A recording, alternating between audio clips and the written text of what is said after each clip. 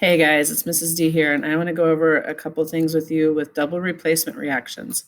We worked on these in class today, but I want to just review with you how to identify, predict, and balance double replacement reactions. You'll see there is just a model with just letters showing you how it works.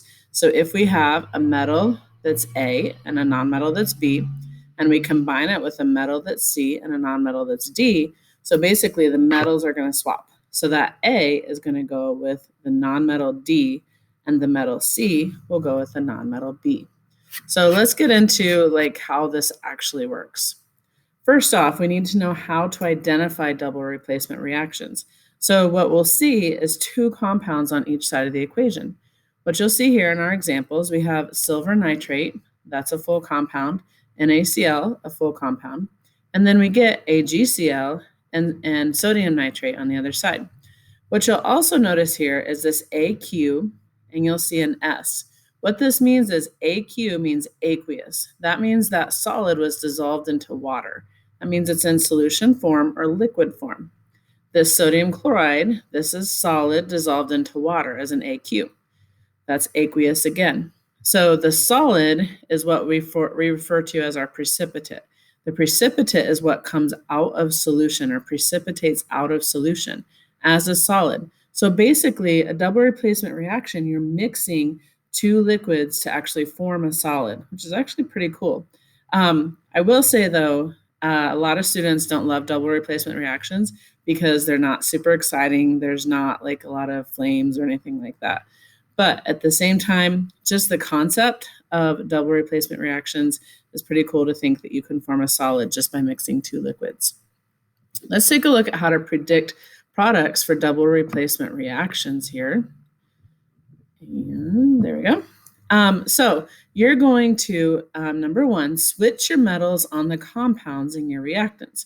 So basically, if you just switch your metals, you're going to be good because it's going to go with a different metal. It's kind of like everything just swaps, but you can't have a compound where you have a metal and a metal or a compound with a nonmetal and a nonmetal.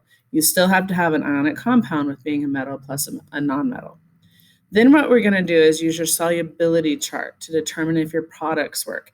And on the next slide, I do have an example of a solubility chart.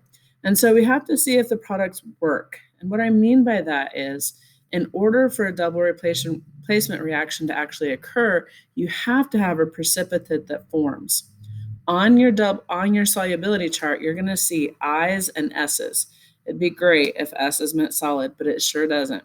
S means soluble on your solubility chart. That means it can dissolve in water. I actually means insoluble. That means that's the solid. That means the solid's coming out and it did not dissolve in water. So if we want to find a precipitate, we're looking actually for an I or an insoluble product. With number 3 here, if you have an I and an S combination, so if you have an insoluble and a soluble in your products, then you can have a reaction that will occur, or you can have an SS, which is slightly soluble. That means it can dissolve a little bit, but it's mostly insoluble. With a soluble combination, the reaction will occur. If you have two soluble combinations in your products, then there's no reaction. If you would have an insoluble and an insoluble, which I can't imagine that even happening, you would have no reaction. Then, once the reaction occurs, you simply balance your equation. So let's take a look at a couple of them. I got some practice ones for you here. Okay, so let's practice. Let me move my screen down here again. Oops. There we go. All right, so we have AgNO3, so we have silver nitrate along with K3PO4, which is potassium phosphate. So let's take a look and see what we're going to end up with. First, we're going to look at our metal here, is Ag, and it's going to go with the new nonmetal of PO4. And then this metal, potassium, is going to go with the NO3. Now remember, in our previous reactions, we do not take baggage. So think of it this way: when you form a new relationship, don't take baggage into your new relationship because you know that's not going to work out well. So now we're going to put Ag, and we always write our metal first, with PO4. Notice I'm not bringing over anything PO4. The reason why I brought that 4 over is it's because it's part of the polyatomic already. Now, PO4 does have a 3 minus charge, and Ag always has a plus charge. So we do need to put a 3 here after the Ag for Ag3PO4. Then we're going to add K, so we have potassium, and we put it with our nitrate, NO3.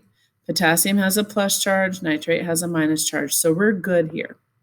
Now what we want to do is we want to check the solubility chart to see if this is even possible for this reaction to occur. So we look at Ag, we only look at our products. That's a big mistake students make. They want to look at their reactants. We look at our potential products to decide. So we have silver and phosphate. So we come over here and you'll notice across the top, you'll see the metals. So here's silver. And if you go down the side, you'll see phosphate. And so this point right here, that's insoluble. So we do have a solid product that formed. But let's check our KNO3. So we look up here and we have potassium, and then NO3 is nitrate. And so that is soluble. So, therefore, we're going to have an insoluble and a soluble. This reaction will work. So let's go ahead and balance. To balance, we need 3 silvers. So we're going to put a 3 in front of our silver nitrate. Now we have 3 nitrates.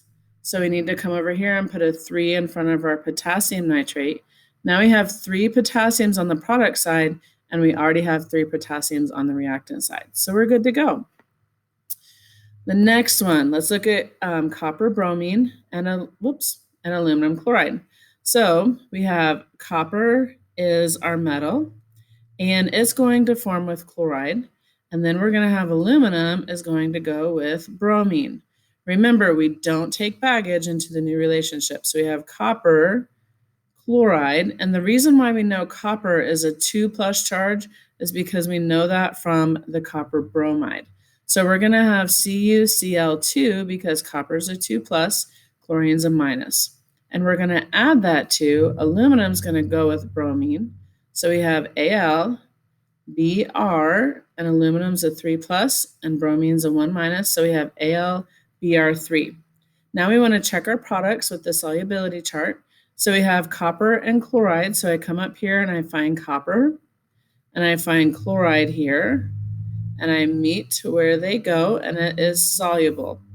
So that one is a soluble product. And then I have aluminum and bromide. So aluminum's here, bromide's here, and I also have a soluble product. So since they're both soluble and soluble, then I write no reaction. And I don't have to balance because that reaction is not going to happen. Let's practice just a couple more. So we have Na and NaNO3, so we have sodium nitrate and calcium sulfate. So let's find our Na, our sodium, is now going to go with our sulfate, and our calcium is going to go with our nitrate. So remember, don't take any baggage. I have Na with my SO4. SO4 has a 2 minus charge, Na has a plus charge. So I'm going to bring that 2 here, and I'm going to add my calcium is with my nitrate, NO3. Calcium has a 2 plus charge, nitrate has a minus, so I need to put parentheses around nitrate and put my 2. So I have calcium nitrate. Now I want to check my solubility chart. So I look at my products and I have sodium sulfate. So I come up here to sodium and I look for sulfate here, down here at the bottom, see where they meet, and I'm going to get soluble product. Okay, so I look to see, and that is soluble. And then I'm going to look for calcium nitrate. So I look up here for calcium and nitrates are just known to be soluble. So therefore, I've got soluble. So since I have soluble and soluble, I actually have no reaction again. So I'm not going to go up there and try to balance. Last one here, we're going to use copper chloride and aluminum oxide. So we want to take see where my writing is, copper with oxygen, and we're going to put it with aluminum and chlorine. So we come over here, we're going to write CuO. Copper is a 2 plus charge, and I know that because of the 2 on chlorine over here. Oxygen's a 2 minus charge, and they cancel out, so we're good with CuO. I'm going to add that to aluminum chloride. So I'm going to write AlCl. Aluminum's a 3 plus charge, chlorine's a 1 minus. So I have AlCl3. Let's go to our chart and let's look up copper oxide. So I come over here to copper and I find oxide, and we're going to see an insoluble product here. So I'm going to have copper oxide is going to be my solid product. It's the insoluble product. And aluminum chloride, if you'll notice chloride here with aluminum, it's going to be soluble. So this reaction will occur. So I'm going to go ahead and check to make sure it's balanced. So first off, let's look. We have a 3-2 combination with the chlorines. So we have 2 chlorines here and 3 on the other side. So let's make it 6. So we'll put a 3 in front of our copper chloride, a 2 in front of our aluminum chloride. So our chlorines are good. But now we have 2 aluminums. We have 2 aluminums. We have 3 coppers. So we need 3 coppers on this side. And now we need 3 oxygens. And there's 3 oxygens already. So we're balanced. So overall, you just got to practice, follow the rules, and you can always use your solubility chart. I'm not going to take the solubility chart away from you. You will have it to use for quizzes and tests. When you get in advanced chemistry, then you have to remember some solubility rules. But as for now, there's no need to memorize anything. I'll talk to you guys later. Take care. Bye-bye.